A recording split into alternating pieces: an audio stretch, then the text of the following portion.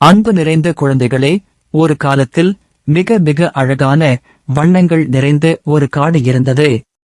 அங்கே மரங்கள் உயரமாகவும் பூக்கள் பலவித நிறங்களிலும் பூத்திருந்தன.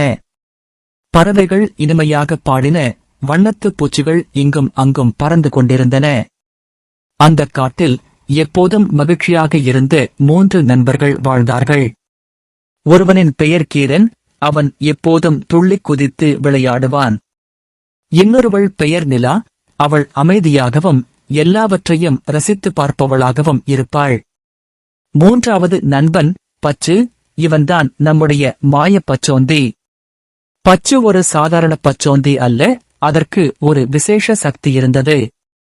அதன் மனம் சந்தோஷமாக இருக்கும்போது அது மிக அழகான பளபளப்பான பச்சை நிறத்தில் இருக்கும். அது சற்று பயப்படும்போது பழுப்பு நிறமாக மாறும். கோபமாக இருக்கும்போது அடர்ந்த சிவப்பு நிறத்தை எடுக்கும். ஆனால் மிக முக்கியமான சக்தி என்ன தெரியுமா? அதன் நண்பர்களின் மனநிலையை பொறுத்து அவர்களின் சுற்றுப்புறத்தையும் சில சமயங்களில் அவர்களையே கூட வண்ணம் மாற்றும் சக்தி அதற்கு இருந்தது. இது ஒரு அதிசயம் இல்லையா? கீரனும் நிலாவும் தினமும் பச்சுவுடன் விளையாடுவார்கள். அவர்கள் ஓடிப் பிடிப்பார்கள், மரங்களில் ஏறுவார்கள், தேனின் சுவையை ருசித்துப் பார்ப்பார்கள். மேலும் காட்டில் மறைந்திருக்கும் ரகசியங்களைப் பற்றி பேசிக்கொண்டே இருப்பார்கள். அவர்கள் சிரிக்கும்போது அந்தக் காடு இன்னும் பிரகாசமாகும். சூரியனின் ஒளி தங்க நிறத்தில் மரங்களின் இலைகள் மீது பட்டு அந்தக் காட்டை ஒரு பொற்காடாக மாற்றும். நண்பர்களின் மனதிலும் அவர்களைச் சுற்றியுள்ள உலகிலும் எப்போதும் வண்ணங்கள் நிறைந்திருந்தன. கீரன் சிரிக்கும்போது அவருடைய ஆடை கூட ஜொலிக்கும். நிலா மகிழ்ச்சியாக இருக்கும்போது அவளுடைய தலைமுடி கூட பளபளக்கும். அவர்கள் சண்டையிட்டதே இல்லை. எல்லாமே அழகாக இருந்தது. ஒருநாள் கீரனும் நிலாவும் ஒரு அழகான பூங்காவில் விளையாடிக் கொண்டிருந்தார்கள். அங்கே அவர்கள் ஒரு மிகவும் அழகான பெரிய பளபளக்கும் மணலை பார்த்தார்கள். அந்த மணல் சூரிய ஒளியில் வானவில் போல பிரகாசித்தது. அடேயப்பா, இது எவ்வளவு அழகாக இருக்கிறது என்று நிலா வியந்தாள். நான் இதை எடுத்துக்கொள்கிறேன் என்று கீரன் அதை எடுக்க முயன்றான். இல்லை இல்லை, நான் தான் முதலில் அதை பார்த்தேன்.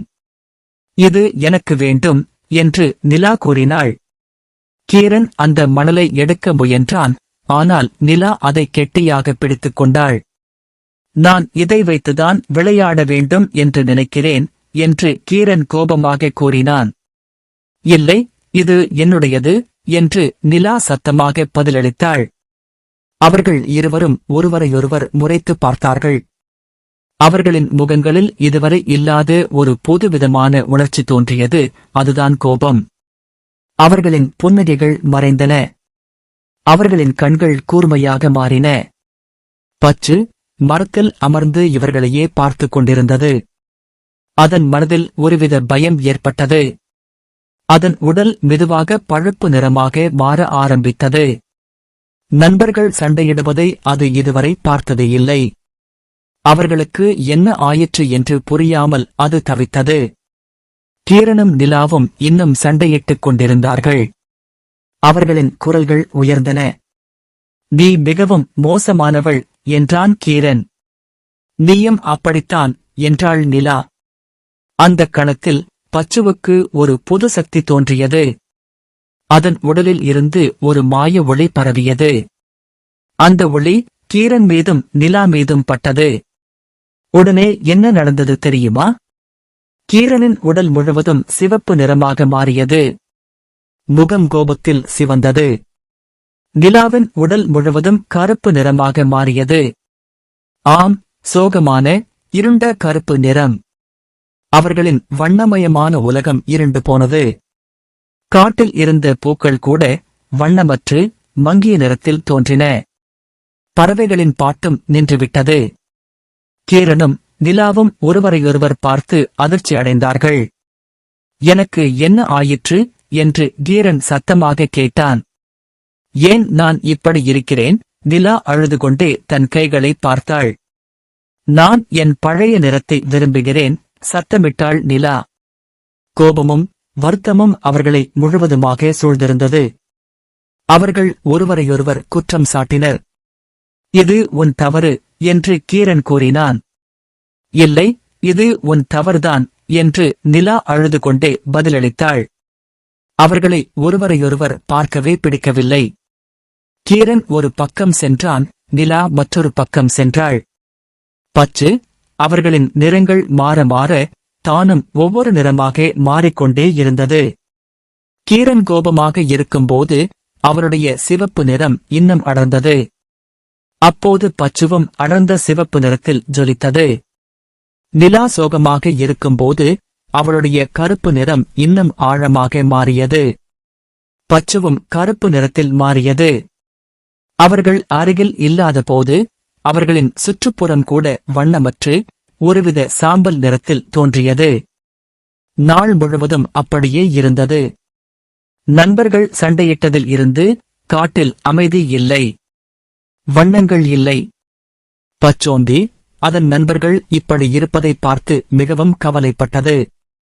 அது அவர்களுக்கு உதவி செய்ய விரும்பியது, ஆனால் எப்படி என்று அதற்கு தெரியவில்லை. அதன் உடலின் மீது ஒரு சிறிய பளபளக்கும் ஒளி பரவியது. அப்போது அந்த காடை கேட்கும் வண்ணம் ஒரு மெல்லிய ஆனால் தெளிவான குரல் கேட்டது. அந்த குரல் கீரன், நிலா மற்றும் பச்சுவின் மனதில் நேரடியாக பேசியது. அது ஒரு ஞானமான அன்பான குரல். நண்பர்களே என்று அந்த குரல் தொடங்கியது, உங்கள் மனதின் நிறம் உங்கள் கோபத்தால் மாறுகிறது.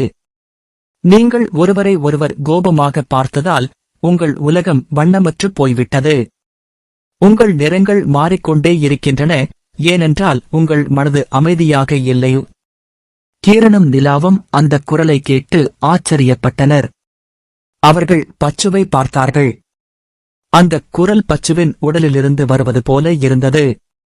பச்சுவின் உடலில் ஒளிரும் அந்த பேரொளி இன்னும் பிரகாசமாக ஜொலித்தது. மன்னிப்புதான் உண்மையான நிறத்தை மீட்டெடுக்கும் வழி. நீங்கள் ஒருவரை ஒருவர் மன்னிக்க வேண்டும் என்று அந்த குரல் தொடர்ந்து கூறியது. ஒருவரை ஒருவர் மன்னியுங்கள், அப்போதுதான் உங்கள் உலகம் மீண்டும் வண்ணமயமாகும். உங்கள் பழைய நிறங்கள் மீண்டும் திரும்பி வரும். அந்த குரல் மிகவும் இனிமையாகவும் அன்பாகவும் இருந்தது.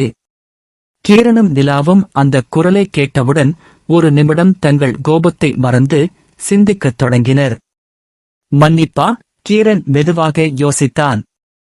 நான் நிலாவை மன்னிக்க வேண்டுமா? நிலா அழுது கொண்டே, நான் கீரனை மன்னிக்க வேண்டுமா என்று தன் மனதிலேயே கேட்டாள். அவர்கள் ஒருவரையொருவர் பார்த்தார்கள். இப்போதுதான் அவர்கள் தங்கள் சண்டையைப் பற்றி யோசித்தனர். ஒரு சிறிய மணலுக்காக இவ்வளவு பெரிய சண்டையா? இந்த கோபத்தால் அவர்கள் எவ்வளவு மகிழ்ச்சியை இழந்திருக்கிறார்கள். அவர்களின் உடலில் இருந்த சிவப்பு மற்றும் கருப்பு நிறங்கள் நிமிடத்திற்கு நிமிடம் மாறி மாறி எவ்வளவு மோசமாக தோன்றுகின்றன. அவர்கள் தங்கள் பழைய அழகான வண்ணங்களை மிகவும் விரும்பினார்கள்.